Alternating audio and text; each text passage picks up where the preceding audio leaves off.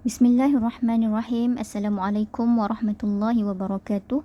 InsyaAllah KKQ pada hari ini kita akan belajar bahagian Tarannum Al-Quran dengan tajuk Mengenal Tabaqat Suara. Tabaqat ini adalah peringkat ataupun tingkatan, tingkat ataupun tahap. Tahap, peringkat ataupun tingkatan suara. Contoh macam kita sebut tingkatan 1, tingkatan 2, tingkatan 3 dan ke atas.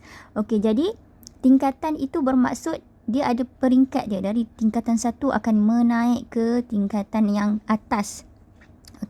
Itu yang dinamakan sebagai tabaqat. Jadi tabaqat suara pun begitu, ada peringkat ataupun tabaqat suara yang rendah.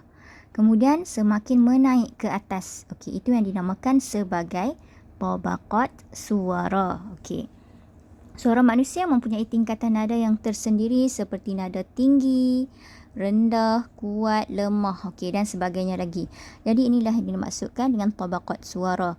Jadi bagi seseorang pembaca Al-Quran, qari atau qari'ah, apabila hendak membaca Al-Quran dengan bertarannum, dia perlu menggunakan kadang-kadang suara yang nada rendah, nada sederhana dan nada yang tinggi. Jadi pentinglah tabaqat suara bagi seseorang qari dan qari'ah untuk membaca Al-Quran secara bertarannum ataupun secara berlagu. Kebiasaannya dalam tarannum Al-Quran hanya menggunakan 4 tabaqat suara sahaja, iaitu tabaqat pertama dinamakan sebagai qarar. Qarar berfungsi di dada. Suara yang berfungsi di dada ni kita rasa suara kita tu kita ambil rendah dari dada, dari bawah, bukan dari tekak. Contohnya biasanya kita akan bermula isti'azah dan basmalah serta ayat yang pertama yang kita nak alunkan dalam tarannum itu dengan tabaqat pertama inilah, qarar. Contohnya saya akan ambil suara yang berfungsi di dada. A'udzubillahi minasyaitonirrajim. Kita ambil suara dalam. Suara itu kita tarik dari dada. Bismillahirrahmanirrahim. Itu qarar. Seterusnya ayat yang pertama pun masih qarar.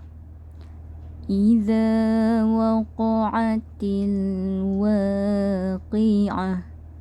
Itu qarar, masih dari dada. Seterusnya kedua nawa. Tabaqat kedua berfungsi di tekak. Di tekak ni adalah suara bercakap. Contohnya saya bercakap dengan nada yang biasa dan saya tidak menjerit. Ini dinamakan sebagai tabaqat nawa ataupun berfungsi di tekak. Tadi idza waqa'atil waqi'ah ayat yang pertama. Kemudian ayat yang kedua ini akan berfungsi di nawa ataupun di tekak. Laisa liwaqa'atiha kazibatun khafidatur rafi'ah. Dia dah orang kata tak tinggi, tak rendah. Itu nawa. Boleh bezakan dengan yang tadi. Iza dari dada kan.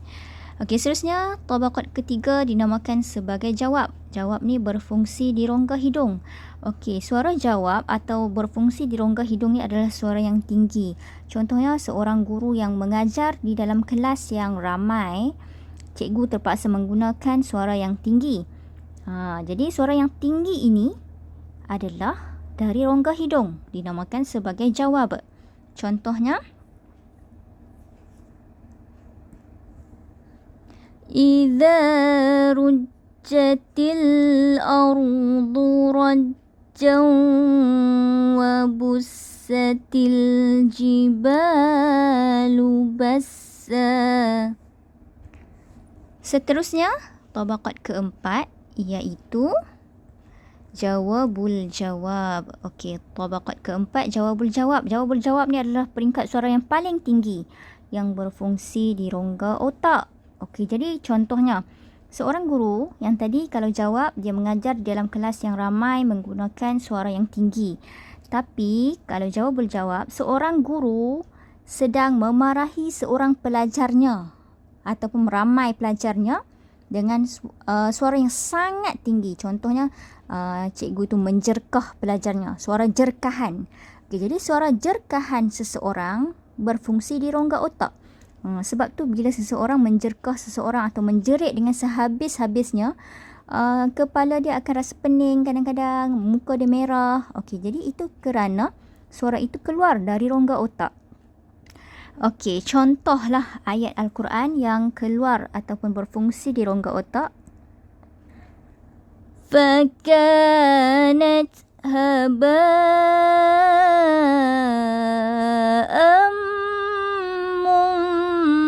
مُنْبَثًّا. Okey, jadi tinggilah bagi Taranum Bayati. Okey, dia taklah terlalu ketara sangat kan. Tapi tengoklah ayat.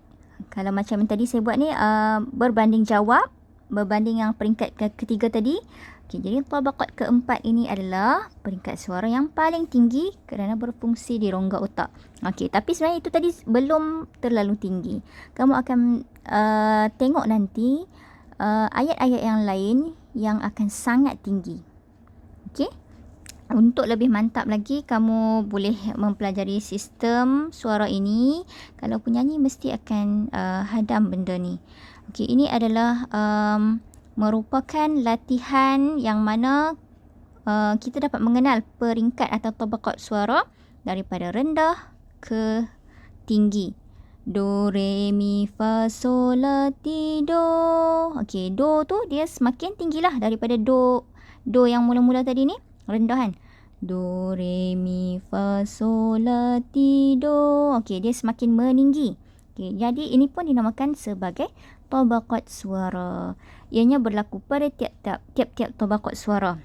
Okey, jadi semua ini adalah peringkat suara dan kamu boleh perhatikan secara umumnya. Perkara yang paling penting adalah kamu perlu mengenal tabaqat suara ini, iaitu yang bermula dari qarar yang berfungsi di dada, nawa berfungsi di tekak, jawab berfungsi di rongga hidung dan juga jawabul jawab berfungsi di rongga otak.